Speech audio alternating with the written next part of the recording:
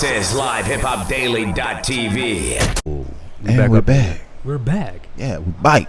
We bike. BYKE. Ain't that how you spell it? Hey, man, you already know who this is. Right here in the middle, man. Milestone. What's happening? What's We good? cool, What's man. good? Yeah, man. I was Let me gonna get say, closer. Let me get close closer, to that mic for definitely. me. Close to that mic. Yeah. So, All right. I'm trying to remember, man. Like, I met Milestone. This been like some years. A long time ago. I was still in college then. It's been like maybe 3 years or something. 3-4 years. I would probably say 4. I think it's safe to say About 4 years. About 4 years ago, Yeah. man. And had him on the podcast. And dug his conversation, dug what he was talking about, and I knew like the vision and everything, and I was just like, man, all right, I gotta watch what this guy got going on. And it started from there, and it's just like everything been moving since then. You know what I'm saying? It's like he just stayed consistent. That's really what it is. Stayed consistent the whole time. Appreciate it. Yeah, man, no doubt, man. Blessings. Also, blessings to the Most High. Yes, sir. After I apologize for not having you on the show for so long. Bro, you good, man. You good, man. You know, you the homie.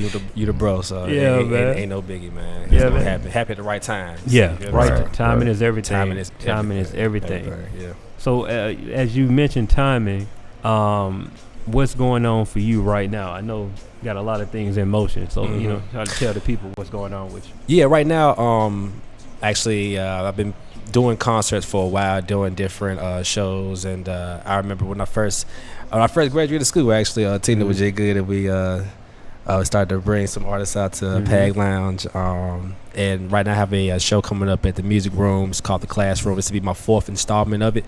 I've been doing different shows around the city, but this is something different just because I'm actually having a panel. Every time I do it, I have a different panel or I have a speaker, and I want it to be more than just your average show. So I handpick, select a different artist with a management company I work with, and this time we're having an entrepreneur panel. So all African American entrepreneurs.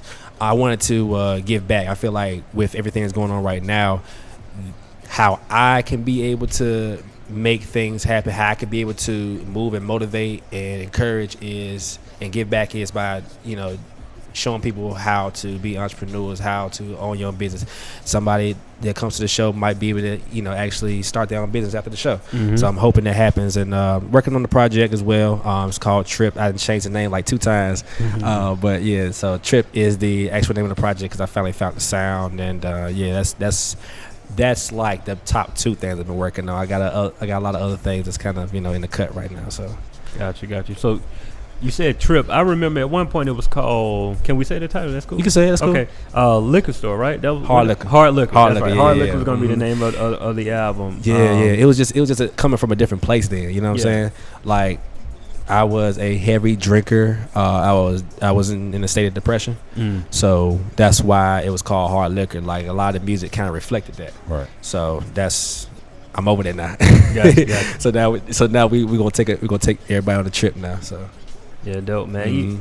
The depression, something that you just said, that's something like we know in our community we just don't talk about. You know what I'm saying? And so being in that deep state of depression for you, number one, what helped you really work your way out of that? You know what I mean? To get to the point where you decided you can move away from that title.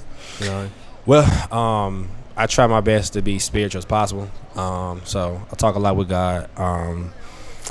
To get through a lot of the things I had to go through, first I had to finish school because school was stressing me the hell out because I wasn't just a student. Like, I was working a full-time job at one point, working 2 different part-time jobs at one point. Like, I was really like trying to get it, and also I was starting to be on the scene as well.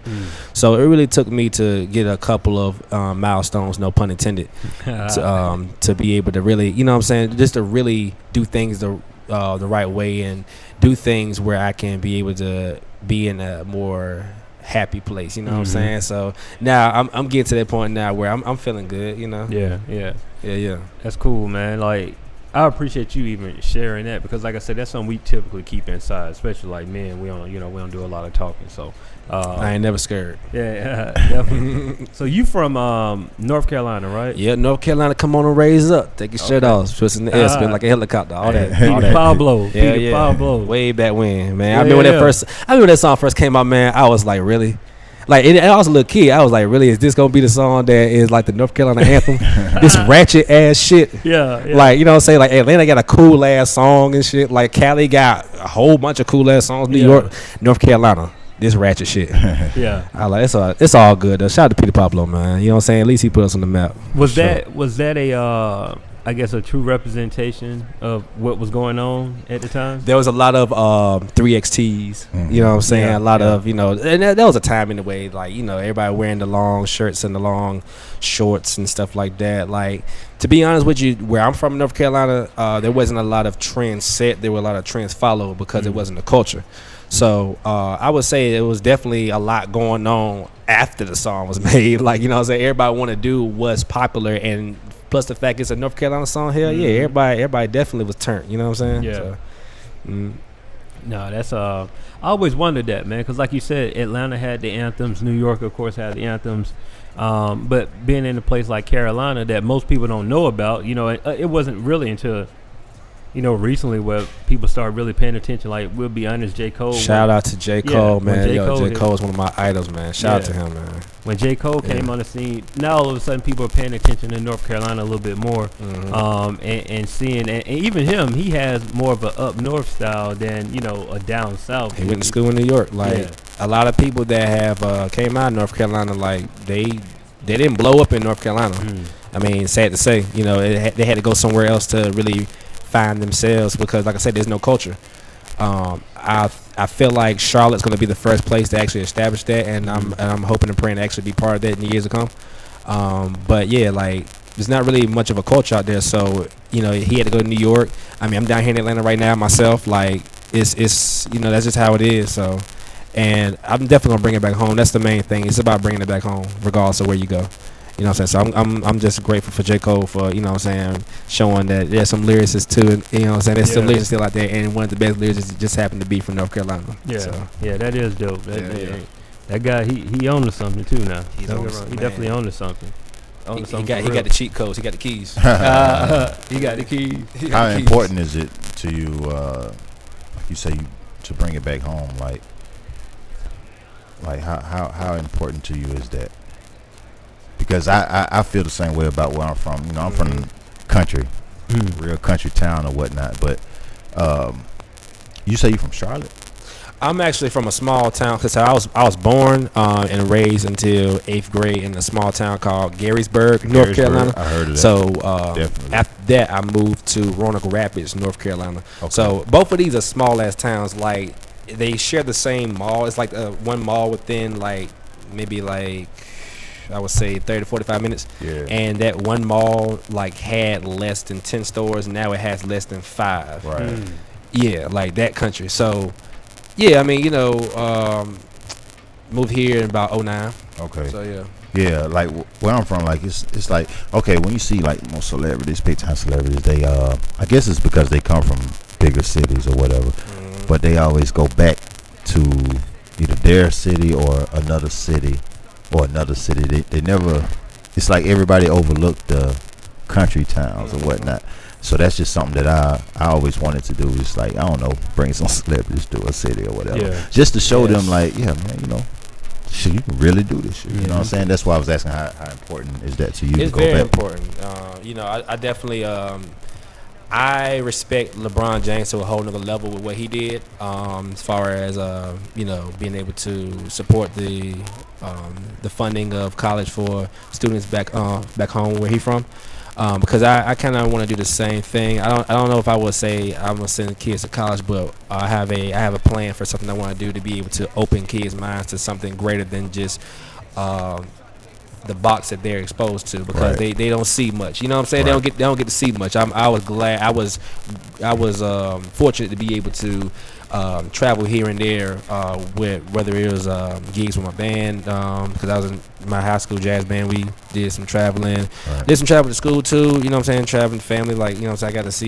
I got to see a lot across the states, and I made it a goal, like back when I was 12, to move to Atlanta. It's very important for me to bring it back home. I definitely want to establish a lot more there. Definitely want to establish a culture. I just feel like Charlotte would be the place that's first ready. And the population and everything, and I got a couple of other plans too for where I'm from, actually. So yeah, I got you. Hey man, you said a jazz band, cuz you what you play? I play trombone. That's how I got down here. Like a lot of people. Low brass section, baby. I was a baritone too. I played the snare in 6th grade. That what you did? Yeah, in 6th grade. I wanted to play the snare. Yeah. What's up, man? That's dope, man. I just wanted to get in them. Back in 6th grade, I played snare. I wasn't gonna let y'all just have this band conversation right there next to me. Like I wasn't gonna jump in. That's dope. No, not even. But yeah, I mean, shoot, like that's how I got down here. Okay. You know, I got a band scholarship. They helped out with school a little bit, and since then I've just been working. I actually work with 2 different bands right now. One's called Unknown Lyric. Okay. We actually just had a gig at the College Football Hall of Fame right downtown for the American Cancer Society, and we were working on a couple of different things as well. There's another band I work with called Auto Magic, and we have different shows around Atlanta as well. Typically we have a bi-weekly show in East Atlanta, so shout out to Auto Magic, shout out to Unknown Lyric.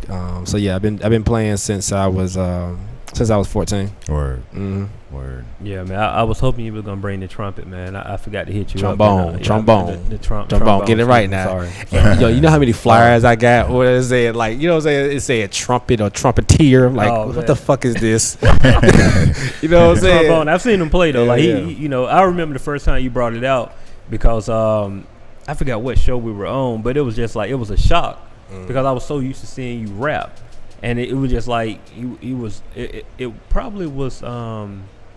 You may have been performing with Auto Magic. A show at the Music Room. It was something at the Music Room. I remember that, and you brought the trombone out. And I was just like, yo, like Miles play like that was with Auto Magic then, yeah. Yeah, it caught me off guard completely. You know, so what I'm you still play? Oh no, he still play like. I'm playing tonight actually. I got a show at Union East Atlanta. Okay. So I'll probably go on around 11. So anybody that's in the Atlanta area, make sure you come out 485 Flat Shoals Avenue. Make sure you come check us out, man. I'm be rapping, of course, but I'm also be playing my instrument as well. Man, look, man. I tried to play. I tried to pick up a tour for a homecoming, the alumni, and this is probably about 7 years ago. Man, I couldn't blow that shit for nothing. It take practice, man. I had to get my wind back up as well. I had one time frame where I had to focus on school, so I had to cut a lot of things out. Yeah. But yeah, my lips swole up and everything like instantly. I was like, it's like that. Fuck? Yeah. Practice make perfect, man. Practice make perfect because when you take a long time away from it, you know what I'm saying. Just like anything, you take a long time away from it. It takes some time to get that joint back, man. And especially with an instrument like a tuba, man, it take a lot of air. A lot of air, man. For real. Yes, sir. I didn't know that. Y'all got me over here thinking like, dang, like, you know, but that's just underestimating, like, you know what I mean, the technicality and playing that type of instrument. Well, here's the thing, like, especially with the trombone, like, I'm a vent real quick because the trombone is an instrument that usually gets overlooked. The reason why is because I don't no shade to anybody who plays any other instrument, but you know, you got keyboardists or you have like, you know, any string player that they have to use their hands or their fingers, you know what I'm saying? Like, so as long as you know the notes and know your keys and scales, then you good to go. You know what I'm saying? It's easy to become I wouldn't say it's easy, but it's much easier to become a beast on the instrument like that. Usually the saxophonists or the trumpets usually get all the solos and usually get a lot more attention as well. Right. And you know, those are instruments that have buttons, so as long as you tune, then those buttons are going to be correct when you play this instrument. Good. When you have a slide, gotta find that shit. When you have a slide, a slide though, if you are like an inch off, that's it. Yeah, that's it. You sound bad. Yeah, you sound bad. You're Boo. Right, yeah, you're right. Boo. Get off stage. Yeah, you know what I'm saying? Straight up. like I have to be precise. Right. Like it takes hella practice, man. Right. I picked a hard instrument, but it's all good because not too many people play it. Right. Which makes it unique. That's true. You're absolutely right about that. Mm-hmm. So with the music, man, I know you said that you finally got everything together. You got the it's gonna be called Trip. And is there an expected time for us to release? Because I just got 3 records, and if y'all really been paying attention, y'all been low key hearing them, but don't tell nobody. Yeah. But when are we expecting it? Okay, we're shooting for the beginning of next year. Okay. I just want to have everything in place before I drop it, because the music is going to be phenomenal, and you will hear some of my bandmates throughout the project. Okay. You will. That's dope. And it's going to be dope as That's fuck. dope. Yeah. Yeah. That's dope. Like, it's crazy. One thing that I respect about what you do musically is that I don't think from the time that I've met you up until now you haven't dropped a project. Mm-mm. But you've been on the scene, and your name, people know who you are, and they know your performances. But you haven't dropped a project. You've just been performing records, and you've dropped singles, here and there. But for the most part, it's just been performing, and you've built an audience on performing. How much of that was intentional, and at what point did you decide that like this is the route that I want to take? Well, just looking at some of my big homies in the game, some people that are part of my clique now, part of my team, and some people I just looked at and how they move, just having conversations with them. Like, yeah, it was definitely intentional. Okay. It was like I knew that if I dropped something prematurely, that it's just an opening statement. It can make or break me. You know what I'm saying? And I can bounce back from it. But why have to go through all that? Why not do it the right way? And that's just the way that I've seen it done like multiple times the right way. So I just figured, I'm just getting my fans, get my own, just build this building first.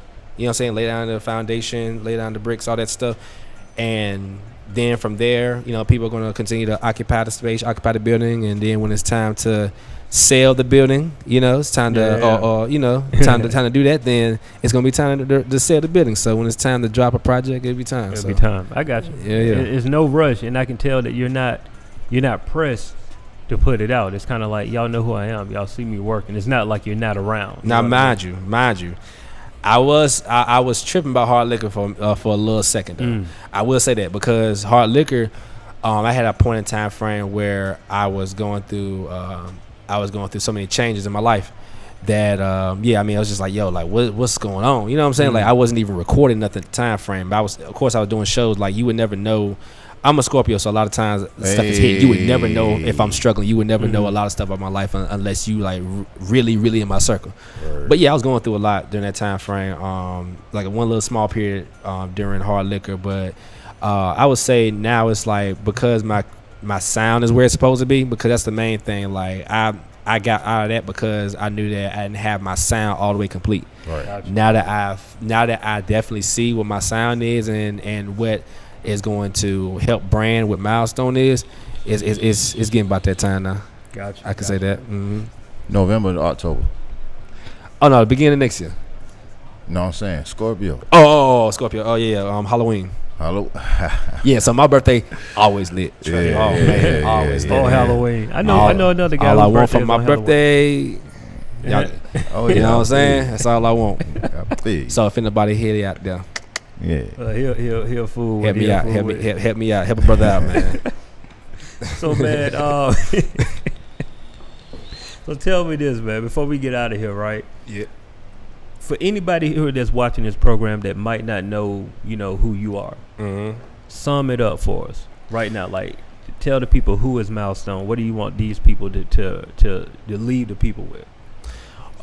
Milestone is I am the voice of a very, very rural perspective.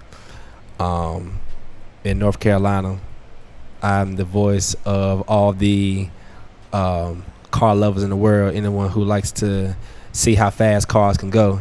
Anybody who likes to see what cars can do and just look at them, admire them, like the, you know what I'm saying, go to a car show and feel like they at a museum. I'm the voice for them. I'm the voice for all the people and all the country folk that love love bad women and love some some pretty stank weed, because you don't really get stank weed in the country. Usually it's dry as I don't know what. Unfortunately, I'm a voice of certain people that's not heard. You know what I'm saying? And that's usually why I say heard. I actually got that ad lib. That's my ad lib, by the way. But I say that because I used to work at a restaurant, and that used to be one of the things we used to say. If somebody gives you a demand or somebody needs something, you say heard. Oh, like you heard it. Yeah. Okay. So, but at the same time, like, it just fell with everything I'm doing. Like, I want to make sure that people hear what it is that I have to say, because it's more than just my voice. It's more than just for me. This is for a group of people back home where, my high school graduating class with 52 kids in high school. You feel me? Like, you from the country. Yeah. For real. And best believe my accent was way, way, way thicker when I first moved out here. And the whole entire high school was like less than 300 kids. You know what I'm saying? Like, I'm telling a story from the country that hasn't been told before. It's a lot of Southern rappers. It's a lot of rappers that have some countryness about them, but it's just something about what I'm bringing that I know is different. My story is different. So that's pretty much what Milestone is, man. You support that. You can follow me everywhere at I Am Milestone. It's 4 words, I Am Milestone. That's all my social media. That's my SoundCloud, all that. I also have a single right now called Different. That's a pretty hype song. You can find that on Tidal, Apple Music. You know what I'm saying? It's on my what's happening? The homie in the building. The homie building. So yeah, like it's all on that. It's on my SoundCloud as well. But if you want to, actually have it, like, you can listen to it anytime. Like, it's definitely. Or you want to support, you can buy it up there as well. And some of the project will be uploaded up there. Some of the project won't, because I just don't want to face no legal issues. I hear you, man. But dope, bro. We appreciate you for coming through. Wait a minute, man. Hold on. No doubt. What you got? What's up? So it's a market for some wet weed out there where you at? It's a mark. Oh, we'll talk about it later. We'll talk about that later on. We good. Yeah, so we're gonna keep that off there. Nah, I'm just tripping. All right, hey, we'll be back. Good hitters show. Show. All right.